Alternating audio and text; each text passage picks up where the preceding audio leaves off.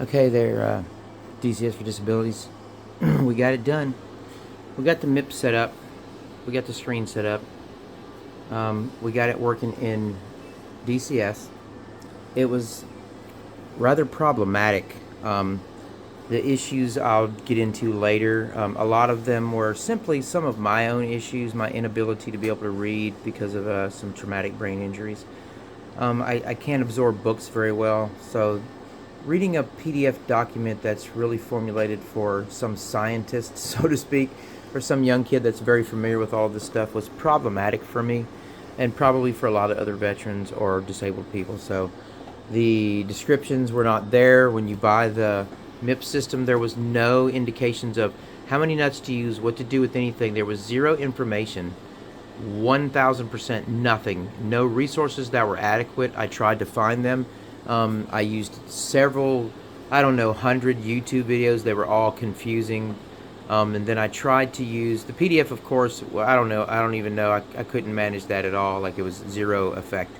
So between some Winwing representatives that came in and myself, I sat down and was able to diagnose the problem. Is there are major steps.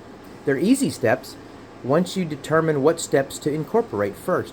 There's no description on how to do it.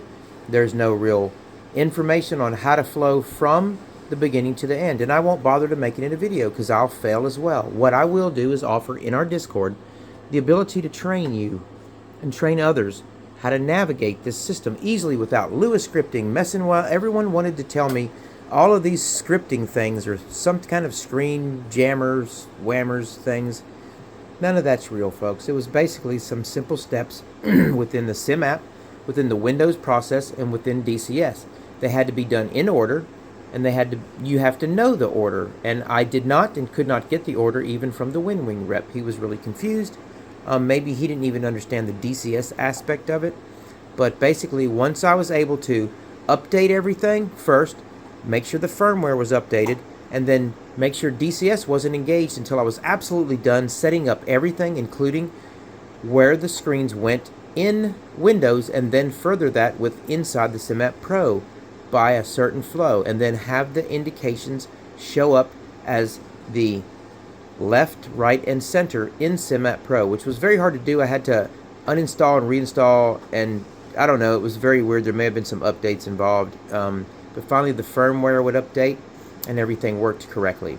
And then I was able to get it in DCS and map every screen correctly, and now I can jam and fly like for real, like I've wanted to, in the sim, right? And get back to that glorious feel of I commanded one in the simulator for years ago, and now I can do it and manage all the systems that I've got. Alright guys, peace.